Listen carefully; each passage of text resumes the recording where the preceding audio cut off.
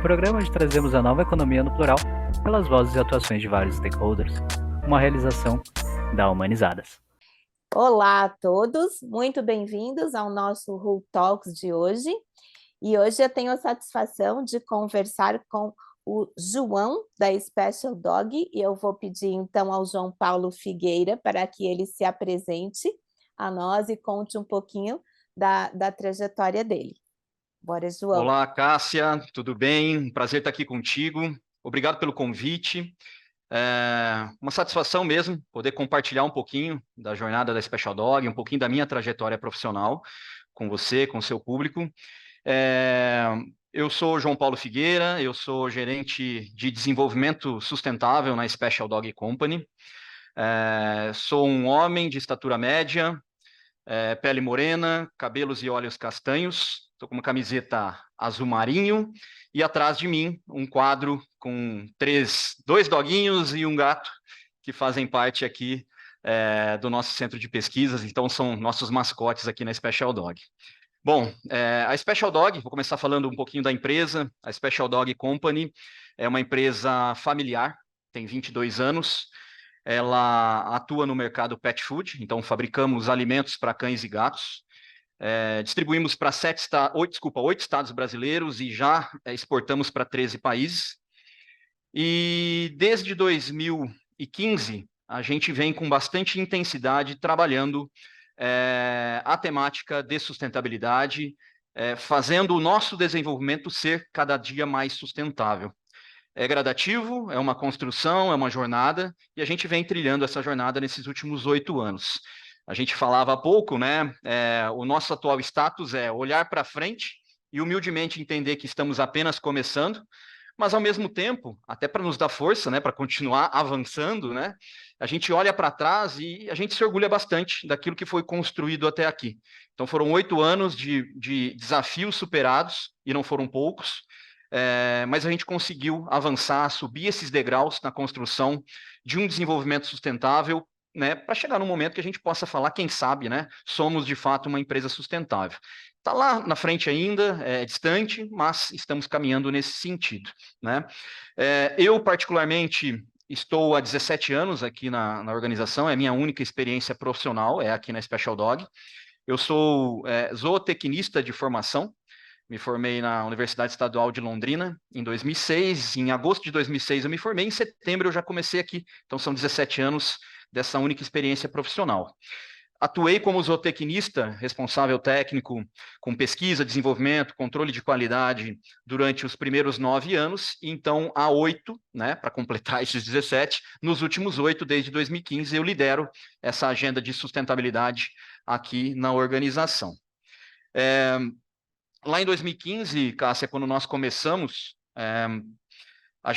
eu costumo dizer que eu não peguei do zero, né? O terreno já era bem fértil, porque apesar de sustentabilidade não estar naquele momento ainda no DNA da organização, se eu dissesse isso eu estaria mentindo, então não é assim, né?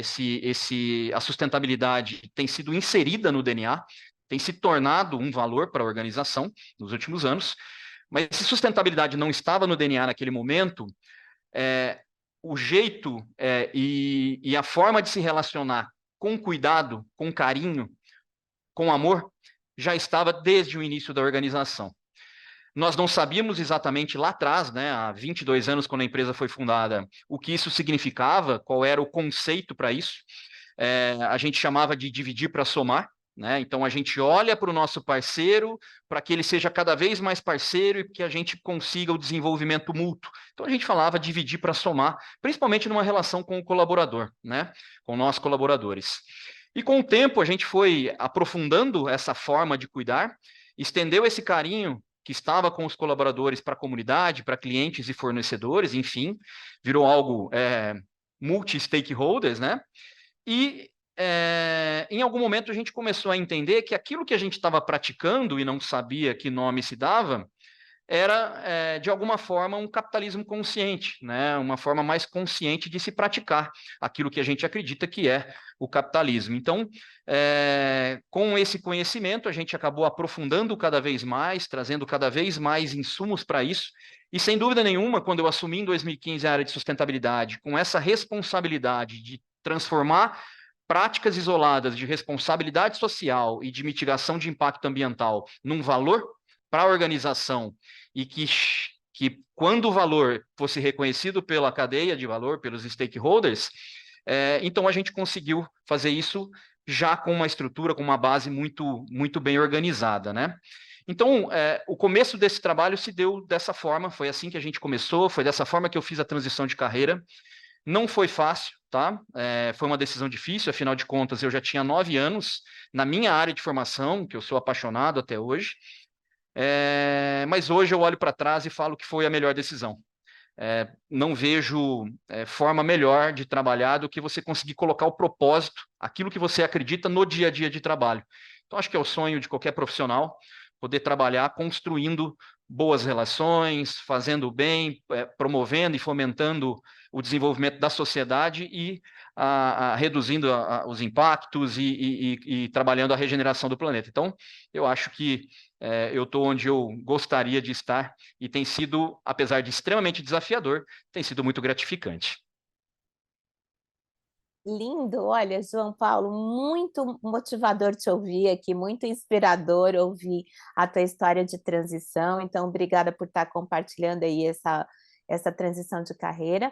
Eu vou aproveitar aqui, você fez sua descrição, então a minha descrição como uma mulher branca, de cabelos iluminados pelos recursos químicos aqui, mais de castanho, pele branca, com uma camisa branca com os detalhes em preto, e ele tem ali os doguinhos e o catzinho dele. Eu estou atrás de uma lareira aqui, apesar que está um calor incrível na cidade. Mas, entrando no tema aqui, como ele falou de transição de carreira, eu acho a história do João Paulo realmente muito inspiradora, ele trouxe vários elementos aqui nessa fala inicial, chegou já no tema da consciência, de um capitalismo mais consciente, de uma coragem, né, de fazer transição de uma área que poderia ser uma área mais confortável, né, onde é a minha formação técnica de zootecnista que ele trouxe, e aí nos últimos 8 anos abraçar o que há 8 anos atrás, se hoje ainda é muito novo, e a gente está discutindo muito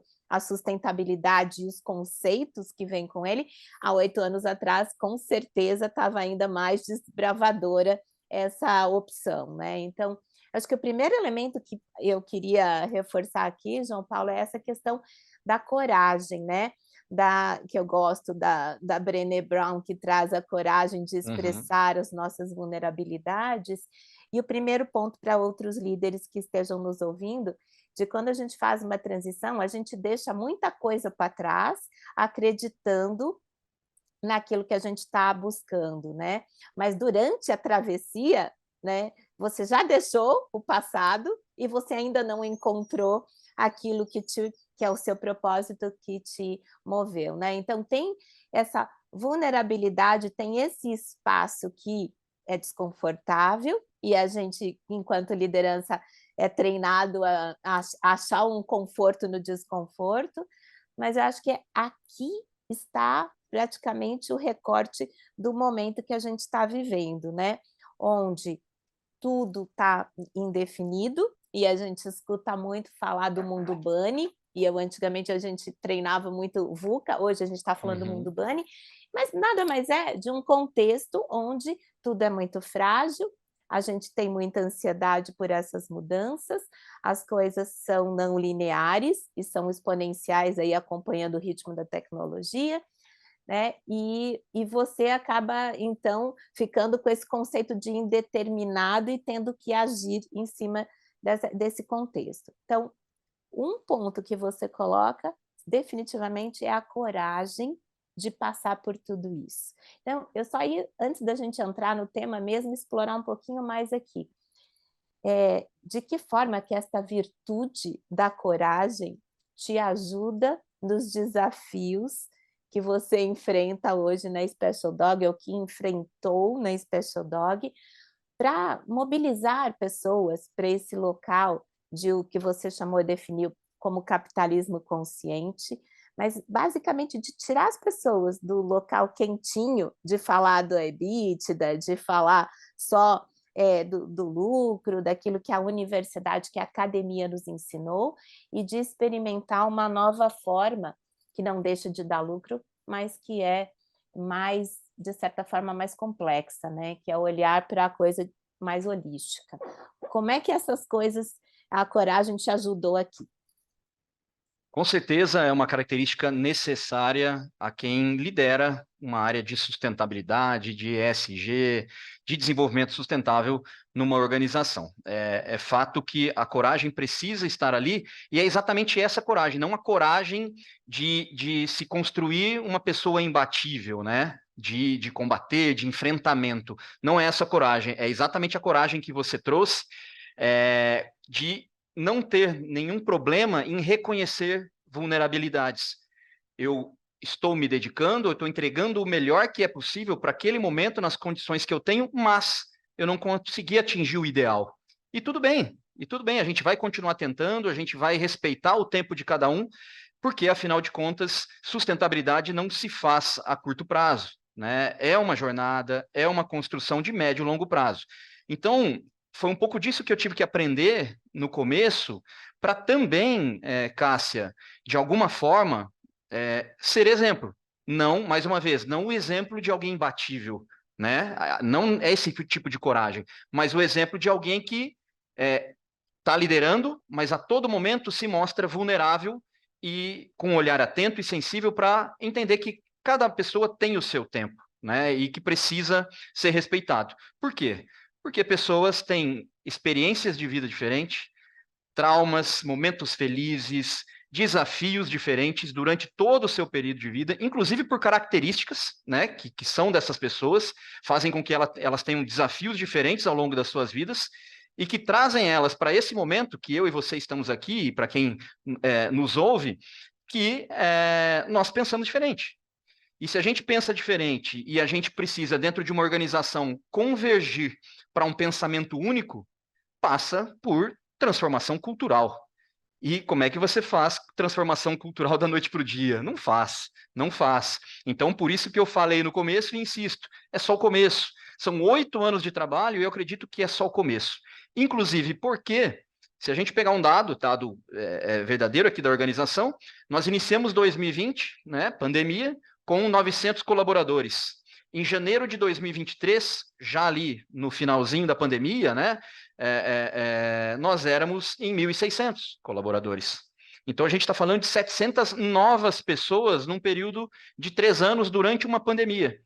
São pessoas que não passaram por aqueles primeiros 5 anos de ouvir e se sensibilizar e se conscientizar para entrar nessa jornada pela sustentabilidade, né? Então, são pessoas que a gente precisa pegar do zero e fazer esse movimento transformador.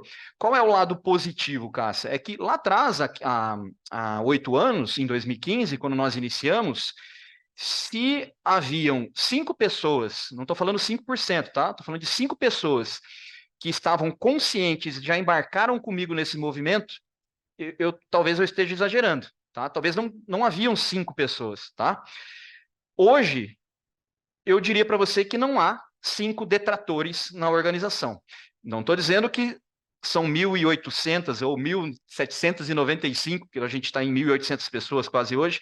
Não estou dizendo que são 1.795 pessoas conscientes, mas não há detratores mais na organização.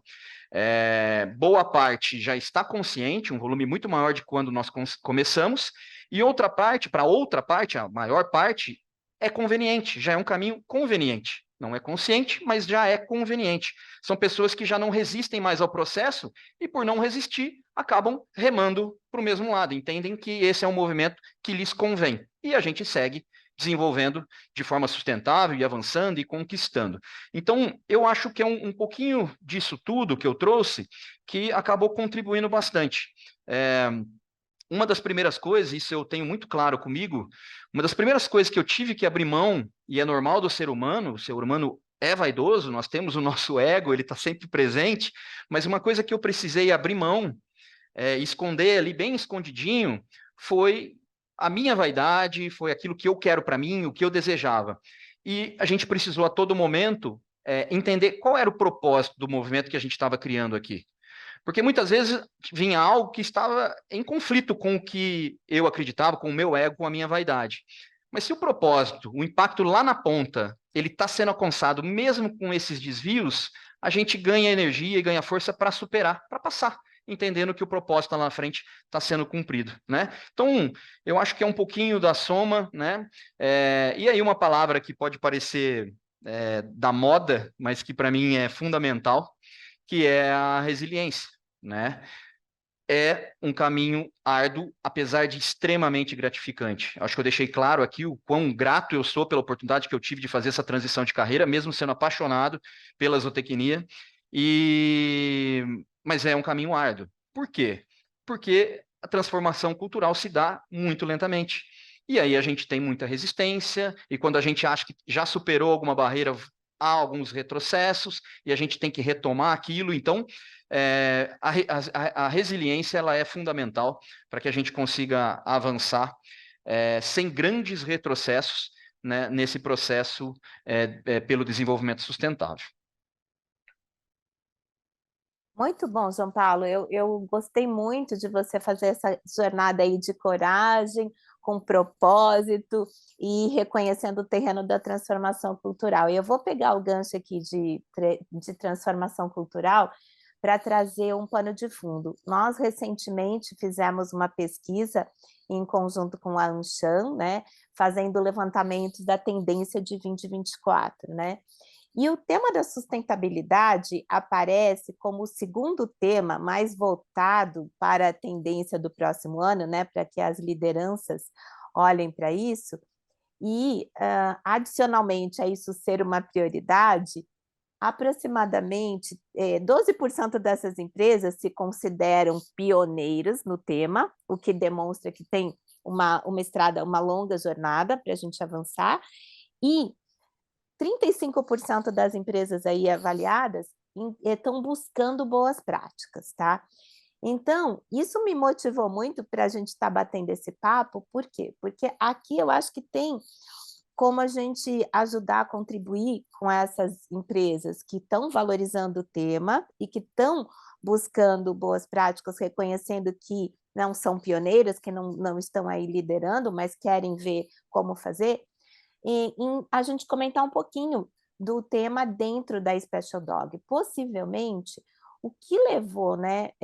Como estavam os resultados, né, que situação econômica tinha a empresa há 8 anos atrás, quando isso foi uma pauta importante, ou o que levou os executivos a criar uma área, a dar um primeiro olhar para isso, e o processo de você ter mobilidade aí com os seus peers, com os executivos de cima, CEO, conselho da empresa, para que a gente chegasse onde chegou hoje, quando você cita que dos 1.800 colaboradores, ainda que não sejam todos promotores, mas não há detratores, então diria que os neutros estão ali porque entendem por convicção que esse é o caminho certo, por conveniência de que esse é o caminho que tem levado ali.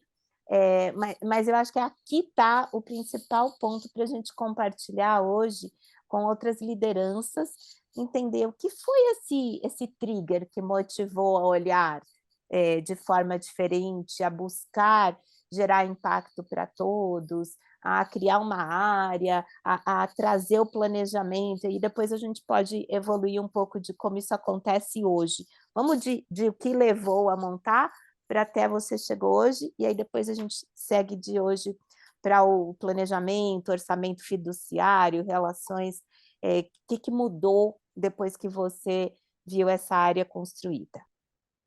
Eu não posso deixar de dizer que no início do trabalho, aliás, antes de iniciarmos o trabalho, quando tudo isso foi pensado, né, há um movimento visionário, por que não, da nossa liderança, dos fundadores da empresa, no sentido de olhar para o negócio e entender que o dividir para somar lá de 2000, 2001, fazia sentido. Então, o primeiro olhar que eu entendo como visionário aconteceu lá na fundação da organização, em 2000, 2001, da Special Dog, quando eles entenderam que eles precisavam criar um relacionamento sólido, muito genuíno, virtuoso com o colaborador, porque esse ciclo virtuoso criado com o colaborador potencializaria tanto o desenvolvimento da organização quanto desse colaborador, né? Então, seria um looping, né? Onde a empresa valoriza o colaborador se engaja pela empresa. Então, eu já entendo isso como algo visionário lá atrás.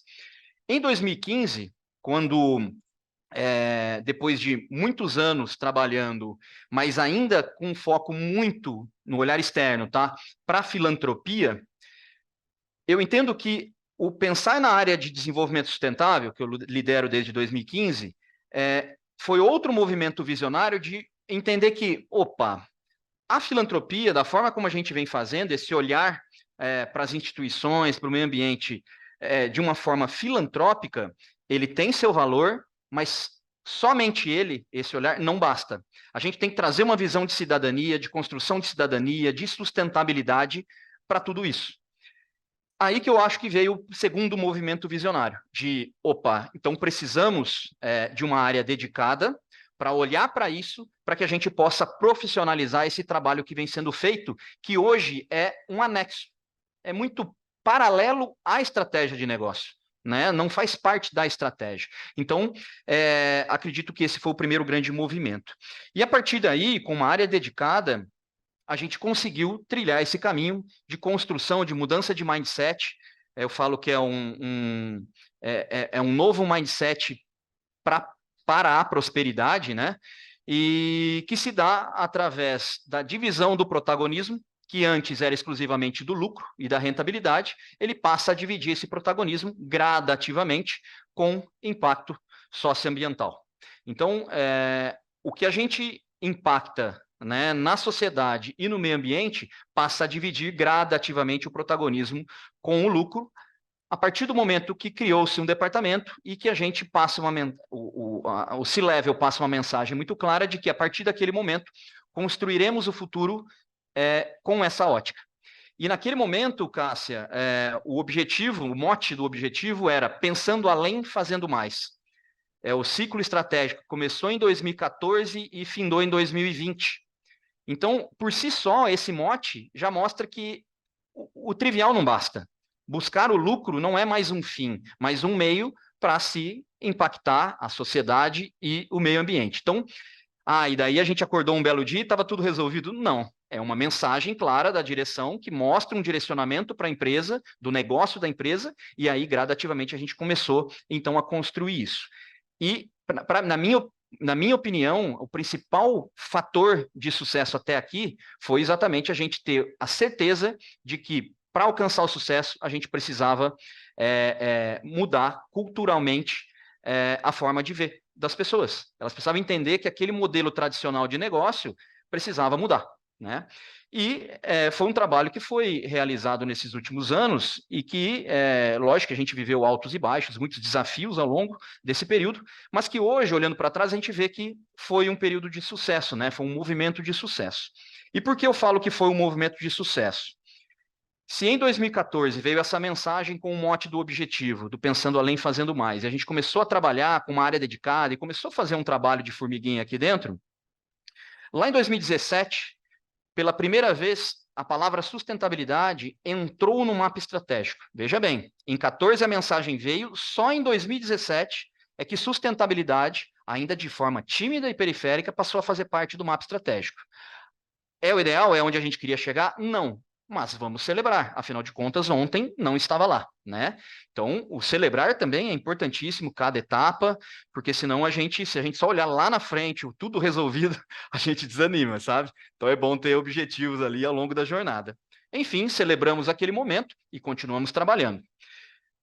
A partir de 2018, a gente entendeu que as práticas que a gente tinha fomentado, porque já existiam, e outras que a gente tinha idealizado, iniciado de 2015 para 2018, já estavam robustas o suficiente para não serem comunicadas só internamente, mais uma vez, ficamos comunicando essa jornada de sustentabilidade de 3 para 4 anos, só internamente, para a gente ter segurança de que, de fato, naquele momento, não havia nenhuma possibilidade daquilo ser classificado como um greenwash, né?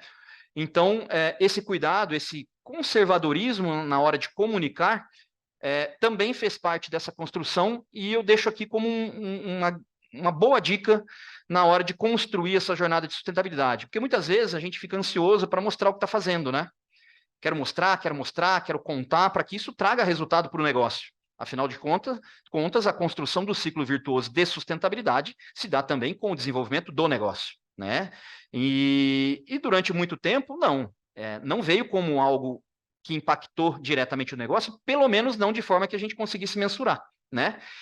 E então a gente veio nessa construção e foi muito interessante a gente ter passado por todas as etapas dentro dessa construção e ver que aos poucos a gente foi construindo um caminho e que os mais céticos foram ficando pelo caminho, né? E o principal movimento depois de 2018, quando a gente passou a comunicar com outros públicos aquilo que a gente estava fazendo, foi em 2020, junto com a pandemia, algo totalmente lamentável para a nossa sociedade, para o planeta de uma forma geral, que foi o movimento ESG, né? Que veio como um grande movimento do mercado financeiro e que colocou em xeque a forma de fazer negócio de muitas empresas, né?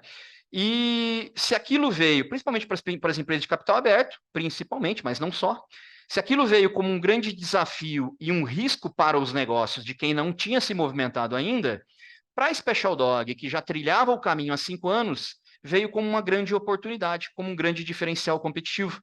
Afinal de contas, tinha muita gente que começou a fazer a partir dali, a Special Dog já trilhava e já conhecia esse caminho há 5 anos. Então, eu imagino que é assim que acontece no dia a dia do meio corporativo, né? A diferença entre o risco e a oportunidade é a tua velocidade de resposta. Então, como a gente já tinha se movimentado e já estava à frente, quando aquilo se apresentou como um grande desafio, para a gente veio como um grande diferencial competitivo, né, dentro do nosso mercado. O movimento ESG, para a Special Dog, veio para intensificar o trabalho que já vinha acontecendo e para trazer velocidade. Então, ficou mais intenso e veloz, o que para mim foi uma grande alegria. Quando nós encerramos o ciclo 14-20, que é aquele que eu comentei, do Pensando Além, Fazendo Mais, a gente iniciou um novo ciclo estratégico, que é o que a gente está vivendo hoje, que é o ciclo 21-25. E quais são os 2 grandes movimentos importantes para a construção de sustentabilidade que esse ciclo trouxe? O primeiro, sustentabilidade, que ainda estava de forma tímida e periférica no mapa estratégico, naquele novo ciclo, neste que a gente está vivendo agora, passou a ocupar um lugar para todo mundo ver de protagonismo junto com a lucratividade da empresa. O que significa isso, Cássia? Quando um gestor que tinha um objetivo no meio do mapa, né, de otimizar a logística, por exemplo, lá no outro ciclo, ele olhava para cima para tentar entender o que significava otimizar, o que ele compreendia, já que lá em cima estava só lucratividade, é que otimizar a logística era mantê-la cada vez mais lucrativa, né? Era essa a definição, e ele seguia nesse caminho. Neste novo ciclo, ele tem o mesmo objetivo, está no mesmo lugar e é o mesmo verbo otimizar a logística. Mas neste momento, quando ele olha para cima, dentro do mapa estratégico, né, na questão hierárquica do mapa, ele vê que ele, sim, continua precisando manter lucrativo, mas nesse momento também sustentável. Então, lucrativo e sustentável. Então, em toda tomada de decisão desse gestor, ele precisa considerar a sustentabilidade e não só a lucratividade da organização. E aí o impacto ele acaba sendo compartilhado, o valor passa a ser compartilhado e a gente começa uma nova jornada. Afinal de contas, isso não aconteceu da noite para o dia também. A gente vem construindo isso, temos diretorias mais maduras, outras menos, e a gente vem construindo isso gradativamente. Esse é o primeiro fator importante nesse novo ciclo. E o segundo, sustentabilidade passa a ser transversal.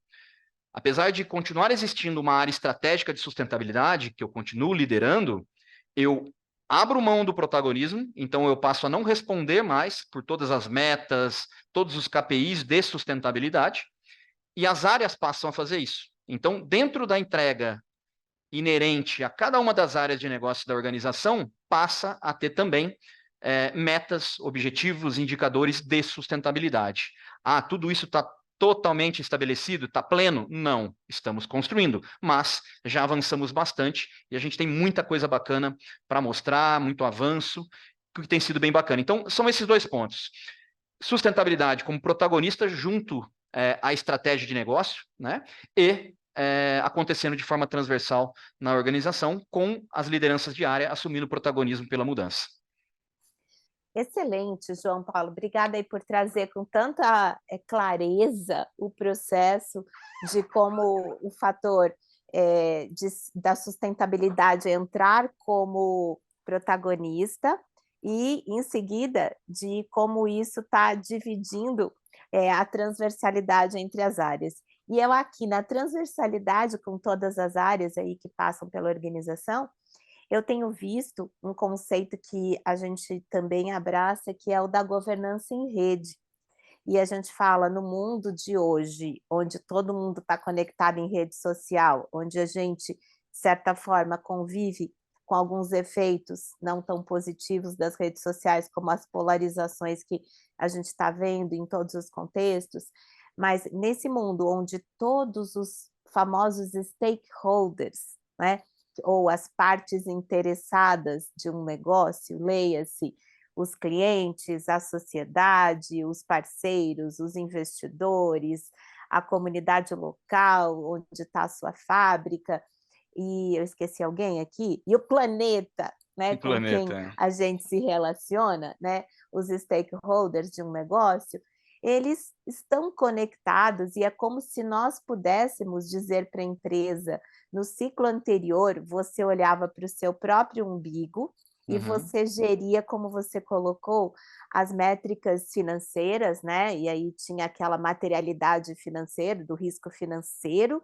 as matrizes de COS, os GRCs da empresa, muito voltadas para os aspectos financeiros. Em determinado momento, a empresa levanta a cabecinha do umbigo, assim, olha, e resolve reconhecer que do outro lado existe um planeta, que ela se integra ao planeta, existem pessoas no aspecto social, né, na sociedade, o cliente, o parceiro, o fornecedor, o investidor, e que não adianta só olhar para si, mas que tem que, como você trouxe, tem que gerar um valor compartilhado a todos. E aí se estabelece o que pode vir a ser uma complexidade grande, que é gerir essa governança dos stakeholders em rede, né?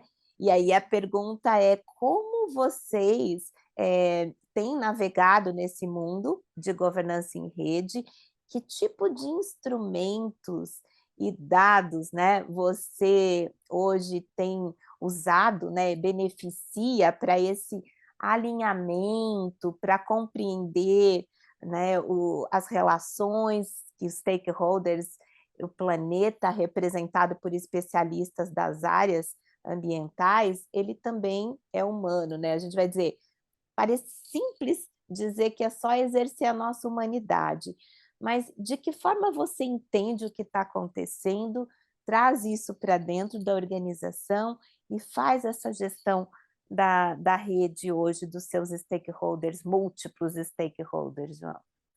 Olha, isso que você traz é fantástico, parece até que a gente combinou antes sobre isso, né? E vamos deixar claro que isso não foi combinado, mas caiu como uma luva, porque enquanto você foi falando, você deve ter me percebido eu de cabeça baixa, anotando aqui, porque algo que eu acho que foi fundamental para que eu, João Paulo, enquanto zootecnista, sem formação na área, conseguisse fazer esse movimento inicial, essa transição e liderasse essa área, eu acho que uma das ferramentas que eu fiz uso, foram vários livros que eu li, ouvi muita pessoa interessante, com muito conhecimento, me coloquei verdadeiramente a aprender durante todos esses anos e continuo assim, mas teve um livro, que foi o primeiro livro que eu li, foi uma indicação do Ricardo Voltolini, inclusive, que se chama A Quinta Disciplina, de Peter Senge. Esse livro foi fantástico. Eu demorei muito para ler esse livro, porque eu lia 5 páginas, eu voltava, eu conseguia colocar tudo que estava ali na prática, sabe? Mas uma leitura que, apesar de muito difícil e complexa, foi muito prazerosa, né? E eu demorei bastante, eu me lembro, para concluir a leitura desse livro, mas foi fascinante. E ele traz exatamente isso, a visão sistêmica, o entendimento dessa interdependência, do quanto está tudo ligado e que o que você faz aqui impacta toda uma cadeia, né? Então, a gente reconhecer isso é importantíssimo e nós nos entendermos como uma organização que aprende. Foi aquele movimento que eu fiz inicialmente, de me colocar a aprender a todo momento, muita humildade, muita sensibilidade, e levar essa mensagem também para a organização, de que somos vulneráveis, não estamos fazendo tudo o que é possível, mas estamos fazendo tudo o que conseguimos para o momento, nas condições que temos. Então, isso traz exatamente aquela coragem de se mostrar vulnerável. Sim, eu digo claramente, a Special Dog não é hoje uma empresa sustentável, é uma empresa que está construindo uma jornada de sustentabilidade e tem fomentado e estruturado uma forma de se desenvolver de forma sustentável, levando impacto positivo e compartilhando o valor com todas as partes interessadas. Então, é esse o processo, esse o entendimento. Então, sem dúvida nenhuma, essa questão foi fundamental para que a gente atingisse o sucesso ao longo desses 8 anos, que são só o começo. E aí, um outro ponto que eu trago, que vem como uma consequência até daquela transversalização da sustentabilidade aqui dentro da organização, que eu tenho uma experiência de 8 anos me dedicando à sustentabilidade, então hoje eu já me entendo não como um especialista, mas um generalista em sustentabilidade. Acho que eu sou hoje um gestor generalista em sustentabilidade. Mas os meus colegas, os meus pares, não o são. Né? Pelo menos ainda não. Eles são especialistas ou generalistas em suas áreas de negócio, em marketing, RH, pesquisa e desenvolvimento, na área industrial e assim por diante. E sustentabilidade vem como uma entrega, eles assumem o protagonismo por isso, e então eles precisam de uma mínima estrutura que eu traria como governança, né? Para que eles possam, de fato, ficar mais confortáveis e poder desempenhar bem esse papel que eles estão recebendo e que é um grande desafio para todos eles, sem dúvida nenhuma, como ainda é para mim. Então, a partir de 2022, nós estabelecemos, foram 2 anos de desenvolvimento, nós estabelecemos o nosso programa estratégico de sustentabilidade, que é o Mais Sustentável. E o Mais são as 4 iniciais dos 4 grandes pilares dessa estruturação, dessa iniciativa de governança que nós fizemos a partir de 2022. M de meio ambiente, A de animais, que é o nosso core, I de indivíduos, que é a relação empresa com os colaboradores, que, como eu disse, nasceu, né, esse cuidado nasceu com a organização, e S de sociedade, que é aquele carinho que um dia foi quase que restrito, né, aos colaboradores, que a gente expandiu e atingiu toda a nossa cadeia de valor. Então, a sociedade, a gente compreende todas essas pessoas, né, que de alguma forma impactam ou são impactadas pelo nosso negócio. E a gente acabou organizando todas as iniciativas que fomentam o desenvolvimento sustentável debaixo de um ou mais desses 4 grandes pilares. E isso tem contribuído muito para que a gente não só consiga se organizar internamente, mas que a gente consiga, sim, compartilhar boas práticas e mostrar para outras empresas, outros profissionais, que é um caminho não só muito possível, mas interessantíssimo. É um caminho que a gente acredita que é um caminho de prosperidade, de perenidade, de, inclusive, quando fechamos o ciclo virtuoso da sustentabilidade, traz desenvolvimento para a organização, que é o que a gente tem visto nesses últimos 8 anos. Né? A Special Dog vem crescendo, só naquele período de 2000 para 2023 que eu comentei, né? De janeiro a janeiro, foram 700 novos colaboradores e 67% de crescimento no faturamento. Então, a empresa vem crescendo um crescimento real, ano após ano, mais do que o mercado, e a gente acredita, boa parte deste crescimento, o fato da gente ter trilhado, nos últimos 8 anos, uma jornada de desenvolvimento sustentável. A construção da reputação, isso aprendi recentemente, com a Tati, da Make Make, que a relação entre reputação e sustentabilidade é de 0,8. Então é fantástico. Quando a gente entende que a gente está construindo um caminho muito genuíno de sustentabilidade, a proporção, a relação é de 0,8, de que também estamos construindo uma imagem reconhecida pelo mercado, de uma empresa sólida, verdadeira, transparente, e que segue um caminho pela prosperidade, não só da organização, como de todos os seus parceiros, enfim, da comunidade. Então, acho que é um pouco disso também. Nossa, interessantíssima essa relação de reputação com sustentabilidade de 0,8. Eu não tinha essa proporcionalidade, mas assim, eu peguei esse número e peguei também o que eu acho que foi o Kager, que você citou aí, um crescimento composto aí ano após ano de 67%. Daí eu me sinto aí na obrigação de ressaltar isso, né, João? Então quer dizer que dá para ter crescimento e dá para abraçar uma jornada de valor compartilhado, ter um olhar para a sociedade, ter um olhar para o cliente, o colaborador e todas as partes, certo? Eu diria, Cássio, que para quem possível. ainda vem pela conveniência, dá. Para quem já está consciente, já sabe que não é questão Não de tem dar ou outro não dar, caminho. é questão de que é o único caminho. Né? Logo mais, não sabemos exatamente quando, mas logo mais não haverá outra forma de fazer. Então, o melhor momento, tem um provérbio chinês que fala que o melhor momento para se plantar uma árvore foi há 20 anos. Né? Perdemos. Puxa, agora a gente vai ficar lamentando e esperar mais 20? Não, plante a árvore agora. Né? Então comece a fazer, comece a se movimentar, porque ainda está em tempo de ser um diferencial competitivo. Ainda há oportunidade de sustentabilidade ser, para uma organização que vai começar agora, ser um diferencial competitivo. Não espere que todo mundo tenha feito e que venha como um grande risco para o negócio. Eu acho que é um pouco disso também. Nossa, é por aqui, né?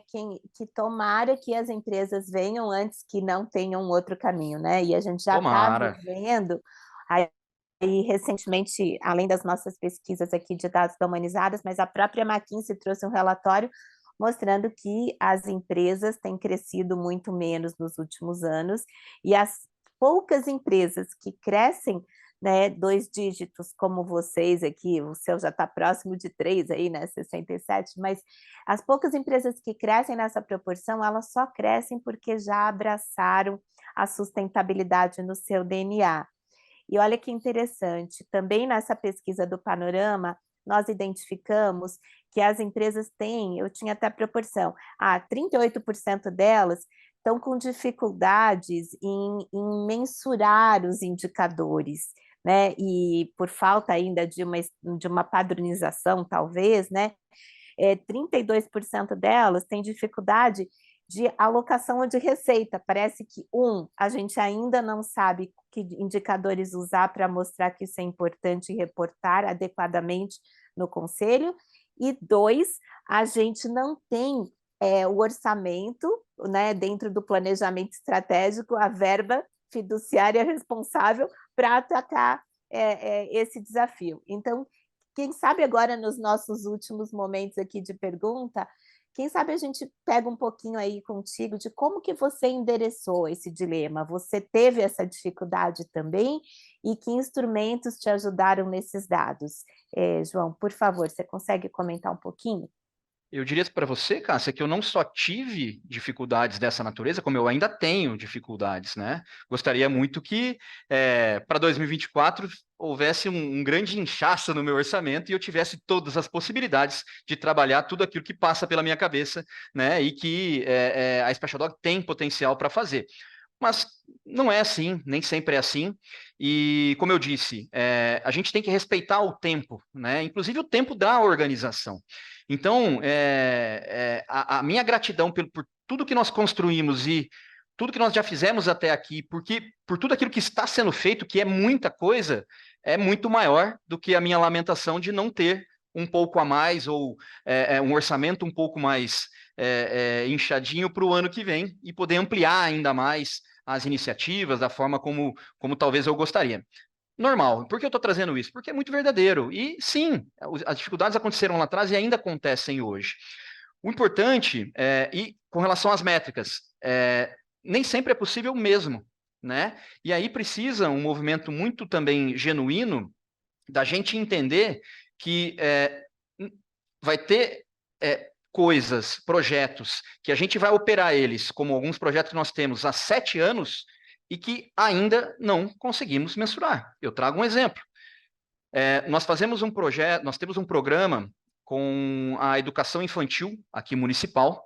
São 200 profissionais da educação infantil que são impactados diretamente e 2.000 crianças indiretamente. É um projeto de capacitação desses profissionais. E é um projeto que acontece há 7 anos. Parece muito tempo, mas não se transforma a educação como um todo em 7 anos. Se a gente... Isso acontece em parceria com a Secretaria Municipal de Educação. Então, se esse apoio terminar e se a gente parar esse trabalho neste momento, é bem provável que, naturalmente, o caminho que a gente vai ter para a educação de Santa Cruz seja o mesmo que a gente pegou lá atrás, porque é o mais fácil, é o mais simples, né? E a gente acredita muito que a educação é um caminho para transformar. Então, nós acreditamos, mesmo sem conseguir mensurar isso lá na ponta, que não tem como essas crianças que estão recebendo isso indiretamente, ou esses 200 profissionais que estão sendo capacitados há 7 anos, que isso não esteja deixando um grande legado para o nosso município. Então, isso vai acontecer. Tem algumas questões que não são mensuráveis mesmo no médio e longo prazo. E aí vem muito de você acreditar que aquilo de fato é transformador lá na ponta e você usar isso para uma construção de reputação, né? Que, mais uma vez, também às vezes não é mensurável, você não sabe se está vindo tudo pela sustentabilidade ou por outro caminho, né? Mas que nós não temos dúvida, né? Eu trago um dado, inclusive, que foi o que me levou a tomar conhecimento daquele 0,8 da relação entre sustentabilidade e reputação. Nós fazemos uma pesquisa reputacional, e uma das questões que nós trazemos para dentro dessa pesquisa com clientes, com tutores, né, de animais de estimação, é com relação à sustentabilidade, o quanto esse público reconhece a organização, a Special Dog, como uma empresa sustentável, né?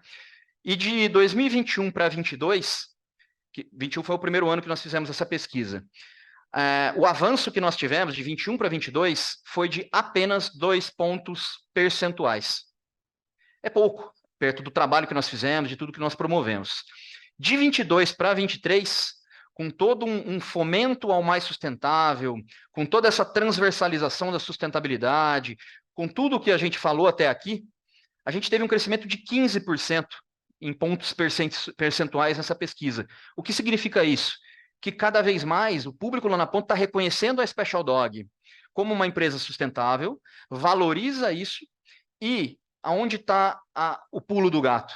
É quando fecha o ciclo virtuoso da sustentabilidade e o cliente passa no momento de escolha, que é o maior poder que ele tem na mão, é o poder de escolher entre este ou aquele produto, ele chega na gôndola e tem 30 alimentos para pet, para cães ou para gatos, e ele, influenciado por aquilo que a gente faz em sustentabilidade, não só, mas também, ele opta pelo produto da Special Dog.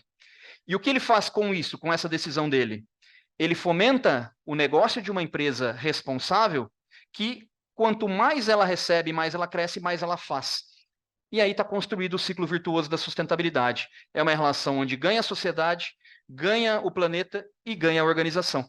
É o momento que a gente está vivendo agora, Cássia. É o momento em que sustentabilidade é argumento de vendas para os 400 profissionais de vendas que nós temos a campo nos 8 estados brasileiros ou nos 13 países para onde nós exportamos. Então, hoje, sustentabilidade é argumento de venda e fomenta, potencializa, traz energia para esse ciclo virtuoso da sustentabilidade que a gente conseguiu concretizar ao longo desses últimos 8 anos. Não foi há 5 anos atrás, não foi há 3, não foi há 2 anos atrás, foi este ano. Então, é um trabalho árduo. Uma vez eu aprendi, já estou terminando aqui, eu sei que eu falo bastante, embalo por aqui, né? Mas também aprendi uma vez, num contexto de voluntariado, mas isso se aplica, na minha opinião, à construção de sustentabilidade de uma forma geral. Por que devemos trazer a sustentabilidade, o desenvolvimento sustentável para o nosso negócio ou para a nossa vida enquanto profissional? E de que forma devemos fazer isso? Precisa, né, começar, partir do coração, passar pela razão para chegar às mãos. E o que significa isso? Precisa ser genuíno, precisa ser verdadeiro. Eu preciso acreditar, precisa ser propósito, precisa ser muito verdadeiro para que de fato dê certo. Mas se do coração, da emoção, eu levar direto para as mãos, a chance de não dar certo é enorme. Porque tem muitos fatores que têm que ser considerados e a gente precisa passar pelo racional para botar equilíbrio em toda essa emoção e de forma equilibrada a gente executar as iniciativas, os programas, os projetos, as estratégias e assim por diante. Então, é o equilíbrio, é a mescla, é esse conjunto entre razão e emoção que consegue fazer, na minha humilde opinião, com que negócios sustentáveis prosperem, né? Para que negócios prosperem e que a gente possa evoluir nisso que é tão necessário, né? Não é escolha, é necessário mesmo. Acho que está cada vez mais claro que essa terceira via, né, não é abraçar a árvore e falar de green commonwashing para que essa mensagem seja agradável aos ouvidos, e tampouco é só gerar lucro a qualquer custo, né? É um caminho onde, como você colocou, a lente de análise dos resultados e de otimizações de processos, ela é uma lente dupla. Ela olha, sim, o lucro e o resultado, enquanto também se preocupa nos impactos gerados em toda a cadeia desses stakeholders. Eu acho que você trouxe aí com muito brilhantismo, João Paulo, exemplos de o quanto isso é uma jornada de longo prazo. Então, é aqui que entra o que o brasileiro é tão ansioso, né? E esse mundo bunny que a gente falou no início, essa ansiedade por resultados e esse, talvez, imediatismo, ele choca um pouco com essas mudanças e o sistema, muitas vezes a gente fala de performance, entregar resultado no quarter, entregar resultado no ano, e esses indicadores que têm, às vezes, um ciclo maior, podem trazer um pouco de resistência para o mercado. Mas está ficando cada vez mais claro por dados, né? Eu gosto de pensar que um instrumento que é aliado à liderança são os dados, e a gente pode hoje usar a tecnologia para oferir esses dados, para fazer as análises que a tecnologia de AI nos permite, que são as predições desses dados, né? Já inferir que o resultado dessas empresas que estão adotando e abraçando a sustentabilidade para o passado, histórico passado, já se mostram melhores e mais concretos, e no futuro as projeções são realmente animadoras para que a gente entre nessa terceira via, ou assustadoras para quem ainda está resistindo a esse movimento, né?